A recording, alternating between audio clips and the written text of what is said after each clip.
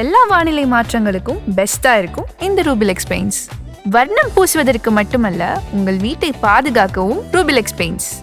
Giriga's summer sale. Buy any AC and get free 2 nights 3 days holiday package. Sasi sir ஒரு நாள் கூப்பிட்டுருந்தார். சின்ன character தான், ஆனால் நல்லா இருக்கும். கதை லயனாவே சொல்ல ஆரம்பிச்சார். லயனா சொல்லிட்டு இதில் நீங்கள் இந்த கேரக்டர் முதல் நாள் சசி சாரோட நடிக்க போகிறேன், அவர் டைரக்ஷனில் நடிக்க போகிறேன். நடிக்கும் போது சினிமா தாகம் என்ன குறையாமல் மொதல் பட டைரக்டர் என்ன சுறுசுறுப்பில் இருப்பாங்களோ, அவர் தொழில் சினிமாவை எந்தளவு நேசிக்கிறார் அப்படின்றத நான் புரிஞ்சுக்கிட்டேன். நூறுசாமியை பொறுத்தளவு நான் கதையாக கேட்கும்போது இப்போ உள்ள ஜெனரேஷனுக்கு ஒரு நடக்கிற கதை தான். நீங்கள் ட்ரெய்லராக பார்க்கும்போதே சில விஷயங்கள் இருக்கும், ஆனால் அது மட்டும் இல்லை, அதுக்குள்ளே இன்னொரு கதை இருக்குது. சர்ச்சைக்கு உண்டான இதாக தான் இருக்கும். அதை எப்படி எடுத்துக்கிறாங்க அப்படின்றது இருக்குது. மனதளவில் ஒரு மனசாட்சி இருந்தால் ஆமாம் இது கரெக்ட் இல்லை, லைட்டாக சமுதாயத்தை லைட்டாக ஆட்டி பார்த்துட்டு அப்படி பாட்ட மாதிரி இருக்குன்னு நான் நம்புகிறேன். அப்புறம் டப்பிங்லாம் முடிச்ச பிறகு ஒரு 2 சாங்கு ஒரு சீன் போட்டு காட்டினாங்க. அப்படியே நானும் இன்னொரு மேம், அவங்களும் ஆக்டர்ஸ் தான், அந்த மாதிரிலாம் அழுதுட்டாங்க. அந்த சாங்குக்கு முன்னாடி ஒரு சீன் நடக்கும், அது பயங்கரமாக அப்படியே உலுக்கி போடுற மாதிரி ஒரு முண்டாசுப்பட்டி முன்னாடி இருக்கக்கூடிய முனிஷ்காந்துக்கு இப்போ இருக்கக்கூடிய முனிஷ்காந்த் சொல்லணும்னா என்ன ஒரு விஷயம் சொல்லியிருப்பாங்க? ஒரு அட்வைஸாக சொல்லணும்னா என்ன சொல்லுங்க? அட்வைஸாக இல்லை, நிறைய யதார்த்தத்தை இழந்துட்டேன்.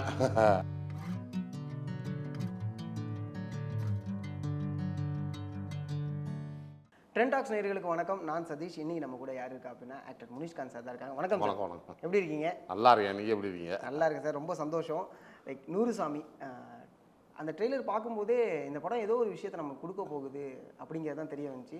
அதில் நீங்கள் அந்த ஒரு ஷார்ட் ஒன்று போலீஸாக பண்ணியிருந்தீங்க. ஆமாம் ஆமாம் ஆமாம். எனக்கு நூறுசாமியை பற்றி சொல்லுங்கள். நூறுசாமி சசி சார் ஒரு நாள் கூப்பிட்டுருந்தாரு. கூப்பிட்டு மாதிரி ஒரு கேரக்டர் இருக்குது அப்படின்ட்டு சொன்னார்.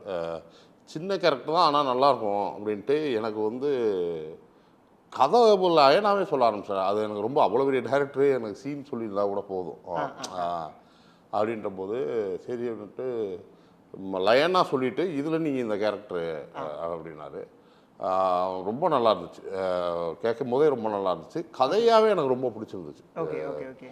நான் நடிச்சிட்டதுக்காக சொல்லலை, இந்த 19 ரிலீஸு நீங்கள் என்ன பாருங்கள், அது ஒரு கனமான ஒரு நல்ல படமாக இருக்கும் இப்போ உள்ள காலகட்டத்துக்கு ஏற்ற மாதிரி. ஓகே, நல்லா இருந்தது. சரிங்க சார் நான் பண்ணுறேன் சார் அப்படின்ட்டு அதுக்கு பிறகு சொல்லி அப்படி கமிட் ஆகி தான் உள்ளே வந்தேன். சசி ஆமாம். முதல் நாள் சசி சாரோட நடிக்க போகிறேன், அவர் டைரக்ஷனில் நடிக்க போகிறேன். நடிக்கும் போது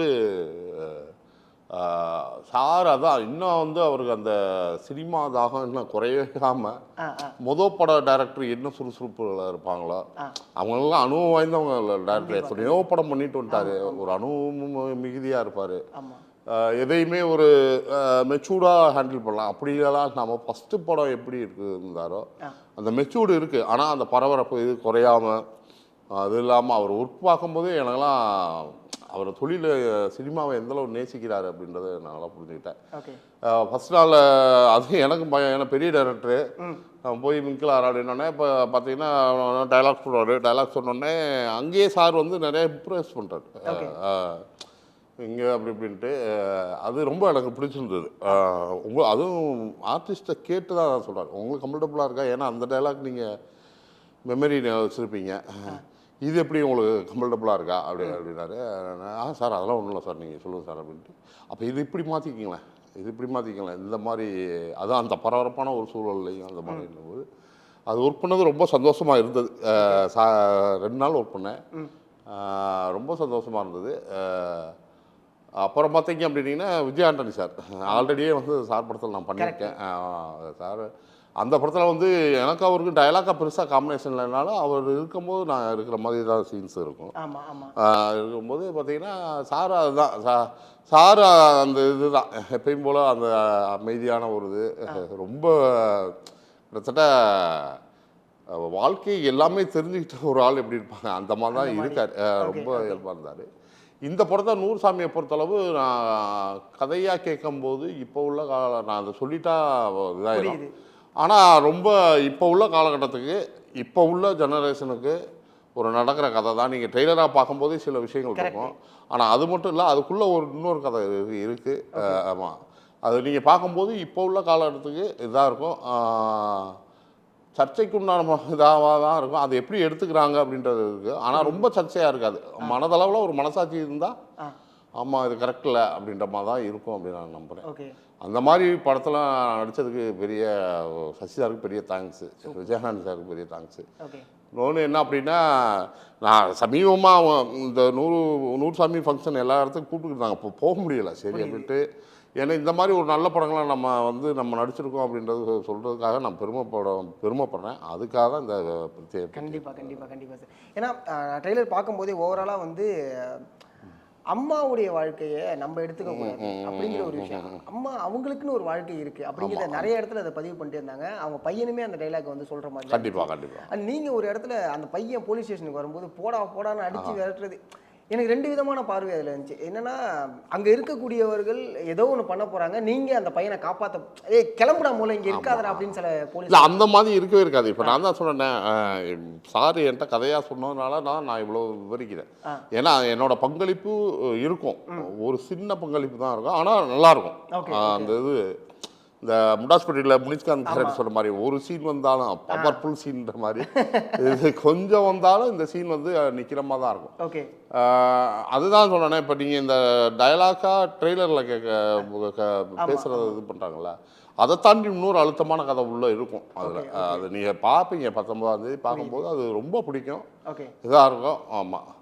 இப்போ போகிற லைட்டாக சமுதாயத்தை லைட்டாக ஆட்டி பார்த்துட்டு அப்படி பாட்ட மாதிரி இருக்குன்னு நான் நம்புகிறேன். ரொம்ப சர்ச்சையாகாது, புரியுது. பார்க்கும்போது ஒரு பளிச்சுன்னு ஆமா இல்லை அப்படின்ற மாதிரி இருக்கும் அப்படின்னு நான் நம்புறேன். இதுவும் ஒரு உணர்வு தான் அப்படின்னு நம்புறேன். ஆமாம். ஓகே. ஏன்னா நான் சசி சார்ட்ட பேசும்போது அவர் ஒரு விஷயம் சொல்லியிருந்தாங்க. என்ன சொன்னாங்கன்னா, இந்த படம் பார்த்து முடிக்கும் போது ஏதோ ஒரு விஷயம் உங்களை வந்து அந்த மாதிரி தான் அப்படிங்கிற ஒரு கதையாக தான் இது இருக்கும் கண்டிப்பாக. ஏன்னா எனக்கு லயனாக சொல்லும் போதே எனக்கு அவ்வளோ சொல்லணும்னு அவசியம் இல்லை. ஆனால் அது சொன்னார். ஏன் அப்படின்னா, அந்த விவரிக்கும் போது தான் இந்த கேரக்டர் அதில் என்ன பண்ணுது, சின்ன சீனாக இருந்தாலும் இதுவும் கிட்டத்தட்ட ஒரு இது மாதிரி தான் முக்கியமாக, ஆனால் சின்ன சீன் தான். இந்த கேரக்டர் என்ன பண்ணுன்னு கதையாக சொல்லும் போது எனக்கு கதையே ரொம்ப பிடிச்சிருச்சு. சூப்பர் படம் அது அப்படின்ட்டு. அப்புறம் டப்பிங் பேசும்போது வந்து அப்புறம் தான் என்னை கூப்பிட்டு ரொம்ப ரிலாக்ஸாக பேசினார்.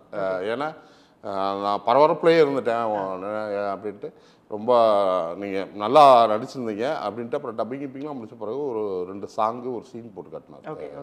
அதில் ஒரு அம்மா சாங்கு அப்பா, அதுவும் விஸ்வேசனா சுவாசிகா மேம் வந்து பின்னிருப்பாங்க, போட்டு காட்டினாங்க. அப்படியே நானும் இன்னொரு மேம், அவங்களும் ஆக்டர்ஸ் தான், அந்த அம்மாலாம் அழுதுட்டாங்க. அந்த சாங்குக்கு முன்னாடி ஒரு சீன் நடக்கும், அது பயங்கரமாக அப்படியே உலுக்கி போடுற மாதிரி ஒரு இருக்கும். ரொம்ப சென்டிமெண்ட்டாக இருக்கும். புரியுது சார். ஏன்னா எல்லாருமே சொல்கிற வார்த்தை நூறுசாமி கண்டிப்பாக வேற ஒரு விஷயத்தை கண்டிப்பாக பார்த்தவங்க முக்கால்வாசி பேர் அந்த ஒரு விஷயத்த சொன்னாங்க. எனக்கு இதில் ஒரு கேள்வி இருக்குது. என்னன்னா, முனிஷ்காந்த் அவர்கள் தொடர்ச்சியாக பல படங்கள் பண்ணிக்கிட்டே இருக்காரு. நீங்கள் சொல்கிறீங்க, நீங்கள் சொன்னதுனால நான் கேட்குறேன், ஒரு சின்ன கேரக்டர் தான் நான் வரேன் அப்படின்னு இருந்தாலும் அந்த கேரக்டர் நான் பண்ணுறேன், ஆத்மார்த்தமாக எடுத்து நான் பண்ணுறேன். இது எங்கேருந்து வருது முனிஷ்காந்துக்கு இருந்தது? ஏன்னா நிறைய தொடர்ச்சியாக பண்ணுறீங்கல்ல. ஆமாம், இது என்ன நம்ம கதையாக கேட்குறோம், இந்த கதையை மிஸ் பண்ணிடக்கூடாது, இதாக இருக்குது அப்படின்றது. இப்போ நான் தான் சொன்னேன், நான் அந்தளவு இப்போ இது வேற ஒரு சின்ன டேரக்டரோ, வேறு சின்ன டேரக்டர் மீன்ஸ் அதே சொல்கிறது தப்பு, புது படம் எடுக்கிறாங்களோ இந்த மாதிரி 2 வேற கதை சொல்லி அதில் 2 சீன் அப்படின்னா நான் ஒத்துக்க மாட்டேன். ஏன் அப்படின்னா இதில் என்ன கேரியர் இருக்குன்றது நான் கண்டிப்பாக நான் அதை பார்ப்பேன். நான் எனக்கு கதை டிமாண்ட் பண்ணணும். அதே மாதிரி டைரக்டரும் சசி சார் சொல்லவே தேவையில்லை. அதனால நல்ல படத்தில் 2 சீன் என்ன, ஒரு சீன் ஃப்ரேமில் வந்தாலே போதும் நான் நினைக்கிறேன். ஏன்னா அந்த படம் ஓடிச்சு அப்படின்னா அதுலேயும் எனக்கு ஒரு இது சந்தோஷம் தான். சுயநலமாக சொல்கிறேன், சரி ஓடுற படத்தில் இருக்குமே அப்படின்ற ஒரு திருப்தி தான், அந்த திருப்தி தான். அதே மாதிரி வாய்ப்பு தேட வரும்போது நம்ம வந்து பர்டிகுலராக இப்படி அப்படின்னு வரல, நான் வில்லனாக நடிக்கணும்னு ஆசைப்பட்டு வந்தேன், அது கிடைக்கல. சினிமாக்குள்ளே இருக்கிறதே பெரிய விஷயம். இந்த மாதிரி ஒரு நல்ல படங்கள் இதாக இருக்கும்போது ஒரு சீன்னால் நான் அவாய்ட் பண்ணாமல் நடிப்பேன் நான். ஓகே. இந்த படம் ஒரு படம் முடிச்சுட்டு வரும்போது நமக்கு ஒரு விஷயம் அதுலேருந்து கற்றுருப்போம், ஏதாவது ஒரு விஷயம் கற்றுப்போம். இந்த நூறுசாமி முடிச்சு வெளில வரும்போது நீங்கள் லேர்ன் பண்ண ஒரு விஷயம், கற்றுக்கிட்ட ஒரு விஷயம்னா என்னவா இருந்திருக்கும்? நூறுசாமி முடிச்சுட்டு வரும்போது அதுதான் சொல்கிறேன். இப்போ சசி சார் அந்த இது எனக்கு ரொம்ப பிடிச்சிருந்தது. நான் தான் சொன்ன மாதிரி தான் ஒரு அனுபவ மிகுதியான ஒரு டைரக்டர், அந்த இது இல்லாமல் இங்கேருந்து ஒன்று கமாண்டிங் அந்த இது இல்லாமல் இவரே இறங்கி உள்ள வேலை பார்த்தது, இதை பண்ணுங்க அப்படின்னு சொன்னது, சொல்லி கொடுத்த விதம், ஃபஸ்ட்டு வந்து அந்த ஆர்டிஸ்ட்டை இது பண்ணுறது. இப்போ நீங்கள் ஆல்ரெடி ஒரு டயலாகை மண்டையில் ஏற்றிருக்கீங்க. இப்போ நான் வந்து இடையில உங்களை ஸ்டார்ட் பண்ணி இந்த டயலாகை தூக்கிட்டு இதை சொல்லுவேன். அதில் உங்களுக்கு எதுவும் டிஸ்டர்ப் ஆகுதா அப்படின்னு கேட்குற விதம், அதெல்லாம் நான் நல்லா கற்றுக்கிட்டேன். ஒரு அணுகுமுறை அப்படின்ற போது ஒரு துளி கூட அவர்கிட்ட அது இல்லை. அவன் நடிக்க வந்திருக்கான், சம்பளம் வாங்கியிருக்கான் அப்படின்னு மாதிரி இல்லாமல் அது சொன்னதை செஞ்சு தான் போகணும் அப்படின்னு இல்லாமல் அந்த அணுகுமுறைகள் இருக்குல்ல, அதெல்லாம் நான் கொஞ்சம் நல்லா கற்றுக்கிட்டேன். நான் ஒரு ஆர்டிஸ்டோடைய ஆமாம் ஆமாம் அது மாதிரி கற்றுக்கிட்டேன். அந்த அதே மாதிரி வந்து இப்போ டப்பிங் முடிஞ்ச உடனே இதெல்லாம் என்கிட்ட போட்டு காட்டினா அவருக்கு அவசியமே இல்லை. இது வந்து ட்ரெய்லர் வர்றதுக்கு முன்னாடியே காட்டினார். சில சீன்ஸு இதெல்லாம் பாருங்கள். நான் மட்டும் இல்லை, அதுதான் சொல்கிறேன். இன்னொரு ஆர்டிஸ்ட்டும் வந்து எல்லாத்துக்கும் போட்டு காட்டினோம் அந்த முறை. இதெல்லாம் வந்து நமக்கு என்ன காட்டணும் அவசியம் இருக்குது, சொல்லலாம் படம் நீங்கள் நல்லா பண்ணிருக்கீங்க அப்படி அப்படின்ட்டு அந்த அணுகுமுறையெல்லாம் நான் நல்லா கற்றுக்கிட்டேன். ஆமாம், சில இடங்களில் நமக்கு ஏறும்ல அப்படி சாப்பிட்டு அதுக்கெல்லாம் இப்போ இவங்க மாதிரி ஆட்களை வந்து நான் நினச்சிக்குவேன் டேரக்டர்ஸ் சரி இல்லை அப்படி அப்படின்றது அந்த விஷயம் கற்றுக்கிட்டேன். Super sir. அதாவது போலீஸ் கதாபாத்திரங்களாக நிறைய கதாபாத்திரங்கள் பண்ணியிருந்தாலும் ஒரு மெனக்கடல் ஒரு மெனக்கடல் இருக்கும். இப்போ உதாரணத்துக்கு ராட்சசனில் நீங்கள் போலீஸாக தான் இருப்பீங்க. ஆனால் ராட்சசனில் ஃபஸ்ட்டு அதாவது அந்த லைக் உங்கள் பொண்ணு இதாகிறதுக்கு முன்னாடி வரைக்கும் இருக்கக்கூடிய அந்த கதாபாத்திரம் வேற ஒரு தோணியில் இருக்கும். அதுக்கப்புறம் லிட்டரலாக வேற ஒரு தோணியில் இருக்கும். அதில் ஒரு பெரிய மெனக்கடல்.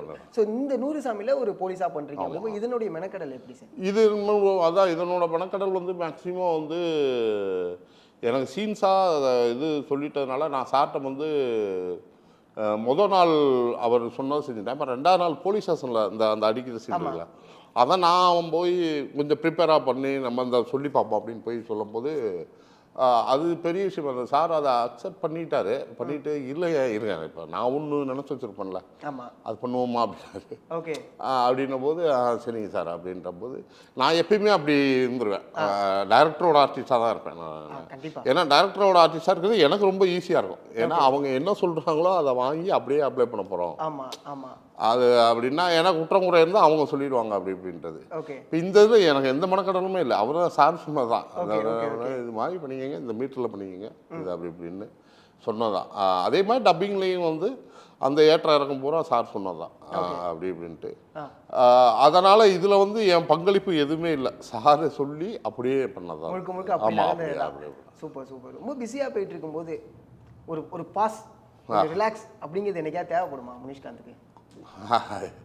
இது எப்போ காற்றுள்ளும் போதே துதிக்கல் இது தான் ஆசைப்பட்டோம்.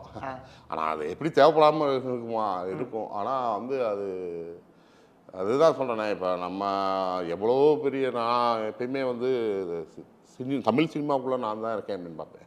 தமிழ் சினிமாவே நான் ஏன்னா எவ்வளோ பெரிய ஜாமான்னு பார்த்தது. இது ஏன் இப்படி சொல்கிறேன் அப்படின்னா இருக்கும் போதே காப்பாற்றிக்கணுன்றப்ப ஓடுற நேரத்தில் ஓடி தானே ஆகணும். ரிலாக்ஸ் அப்படின்றது இப்படி அதுக்கு ஆசை இருக்கும் சரி, ஆனால் அது கொஞ்சம் டைட்டாக போகும்போது அதன்படியே போவோம் அப்படின்ற மாதிரி. ஏன்னா எப்போதுமே நம்ம வந்து ஊரெல்லாம் அதாவது ஒரு விஷயம் சொல்லுவாங்க, ஊருக்கு நல்ல பிள்ளையா இருக்கிறவங்க வீட்டுக்கு கொஞ்சம் கெட்ட பிள்ளையாக தான் இருப்பாங்க அப்படின்னு எல்லாருமே சொல்லுவாங்க. ஊருக்கு வந்து நம்மளை வந்து பார்க்குறாங்க, சந்தோஷமாக இருக்குது, நம்மளும் மகிழ்விக்கிறோம். வீட்டில் வந்து எங்களுக்காக கொஞ்சம் நேரம் ஒதுக்குங்களேன் கொஞ்சம், அந்த பிரச்சனை நடந்துதான் அது அவங்களுக்குள்ள எல்லாமே இருக்கும். அவங்க பாவம் என் ஒய்ஃபு உண்மையிலேயே அதான் ரொம்ப போன ஜென்மத்தில் ஏதோ புண்ணியம் பண்ணி நல்ல பிள்ளையாக இருக்குது. ஆமாம், எல்லா குடும்பத்துலேயும் வர சண்டை சச்சரவுகள் தான் இருக்கும். ஆனால் அதை அந்த அம்மா வந்து அதை கிரகிச்சுக்குவாங்க. அது தெரியும் இந்த சூழல் இப்படி தான் இருக்குது அப்படி இப்படின்ட்டு. அதான் கோவம் அவங்கள 2 திட்டு இப்போ நம்ம பதிலுக்கு பேசுகிறது இதோட சேர்த்து அந்த அனுசரணைகள் இருக்குல்ல, அது எனக்கு பெரிய ஹெல்ப்ஃபுல்லாக தான் இருக்குது. நம்ம வந்து அது அப்படியே நம்ம என்னமோ அதுக்கு ஆனால் ப்ரெஷர் இருக்கும், எல்லாமே இருக்கும். அதை வந்து வீட்டுக்குள்ளே கொண்டு வரக்கூடாதுன்னு நான் எப்பயுமே நினைப்பேன். ஆனால் அது என்னால் முடியலை. இப்போ தான் கொஞ்சம் கொஞ்சமாக கம்மி பண்ணிட்டு வரேன் நான். அதெல்லாம் அதை அவங்க தாங்கிக்கிட்டு அது இருக்கிறது அவர் பெரிய பக்கபலம் தான் இப்போ வரையும். புரியுது. ஆமாம். ஆரம்பத்தில் முனிஷ்காந்த் அவர்கள் வந்த நோக்கம்னு ஒன்று இருக்குது. நீங்களே சொன்ன விஷயம் தான், நான் வில்லனாக வரணும் அப்படின்னு ஆசைப்பட்டு வந்தேன். பட் ஆனால் அது வேறு விதமாக மாறுது. அப்படிங்கும்போது அந்த வில்லன் என்னைக்காவது கதவை தட்டி இல்லை, அது நான் ட்ரை பண்ணிட்டு தான் இருக்கேன். நான் ட்ரை பண்ணிக்கிட்டு இருக்கேன். அது என்னென்னா ஏனோ தானோன்னு பண்ணிடக்கூடாது அப்படின்றதுல கொஞ்சம் கவனமாக இருக்கேன். அதாவது கொஞ்சம் பண்ணோன்னா என்னடா இவனா அப்படின்ற மாதிரி அப்படி ஒன்று இருக்குல்ல, அந்த மாதிரி ஒரு கேரக்டருக்காக நான் எதிர்பார்த்துருக்கேன். இது என்னோட ஆசை தான். அதுக்கு முன்னாடி பெரிய உழைப்பு இருக்குது அதுன்றது வேறு. அதுக்கு பிறகு டைரக்டர் அது முடிவு பண்ணணும். கண்டிப்பாக அது என்கிட்ட இருக்குது. ஆனால் அந்த ஆசை இருக்குது. ஆனால் ஏனோ தானோன்னு சும்மா பண்ணிடக்கூடாது. இப்போ 2 படம் பண்ணேன், 2-3 படங்கள் பண்ணேன். ஆனால் வந்து அது குணச்சித்திரத்தில் ஒரு வில்லனாக தான் இருந்தது. கரெக்டு. இப்போ அது இல்லாமல் அதுதான் சொல்கிறேன், இது ஒரு 2 படம்னாலும் என்னடா இப்படி காமெடி பீஸு இப்படி ஆகிட்டானடா அப்படின்ற மாதிரி அந்த மாதிரி இருக்குது. அது பார்ப்போம். அது நம்ம முடிவு பண்ணுறதில்ல. புரியுது. இதுதான் சினிமா தான் முடிவு பண்ணுறது, டைரக்டர் முடிவு பண்ணுறது. வெயிட் பண்ணிக்கிட்டு இருக்கேன். ஓகே. முண்டாசுப்பட்டி முன்னாடி இருக்கக்கூடிய முனிஷ்காந்துக்கு இப்போ இருக்கக்கூடிய முனிஷ்காந்த் சொல்லணும்னா என்ன ஒரு விஷயம் சொல்லியிருப்பார்? ஒரு அட்வைஸாக சொல்லணும்னா என்ன சொல்லியிருப்பார்? அட்வைஸாக இல்லை, நிறைய யதார்த்தத்தை இழந்துட்டேன். எந்த வகையில் அப்படின்னா இங்கே ஒன்று அதாவது வந்து மெச்சூர்டுன்னு ஒன்று இருக்குல்ல, நிறையா ஒரு யதார்த்தம் இருக்கும் என்கிட்ட. திட்டம்னா கூட டக்குன்னு செய்வேன். இந்த அதாவது பப்ளிக்குன்னு பார்க்க மாட்டேன், கத்தி பேசுவேன். அந்த இது இன்னொன்று என்ன அப்படின்னா, சினிமாவுக்குன்னு சில பொறுப்புகள் இருக்குது. பேசுகிறதா இருந்தாலும் எப்படி பேசணும்னு இருக்குது. படக்கூடங்க எல்லாத்தையும் பேசிட முடியாது. முதல்ல நான் அப்படிப்பட்ட ஆள் தான். எதுனாலும் மூஞ்சிக்கு நேரம் பேசுகிற ஆள் தான். என்ன இப்படி இருக்குது அப்படின்ட்டு. இப்போ அந்த யதார்த்தம்லாம் கொஞ்சம் இல்லை. ஆமாம், அது முன்னாடியே அந்த பாலிசா சரி சார் அப்படி இப்படின்ற ஒரு இது இருக்குது. அப்புறம் நிறையா விஷயங்கள் வந்து அதான் மேக்சிமம் சுதந்திரமாக தெரியணும்னு ஒரு ஆசை இருக்கும் எனக்கு. சுதந்திரம் மீன்ஸு இப்போயும் நான் சுதந்திரமாக தான் தெரியுறேன். எங்கே போனாலும் சரி டக்குன்னு போகிறோம், நம்ம நினச்ச இடத்துல டீ சாப்பிட்றோம், நினச்ச இடத்துல தம் அடிக்கிறோம். இந்த ஒரு ஆசை தான். அது இப்பயும் எனக்கு இருக்குது, இல்லைன்னு சொல்ல. ஆனால் கொஞ்சம் நெருக்கடிகள் போய் டீ சாப்பிட்டு இருக்கும்போது அவங்க வருவாங்க, ரசிகர்கள் பார்த்துட்டு அப்படின்னும் போது நமக்கு டக்குன்னு ப்ளீஸ் அப்படி இப்படின்ட்டு இருக்குல்ல. இப்போ அந்த இதெல்லாம் வந்து இதாகுது எனக்கு.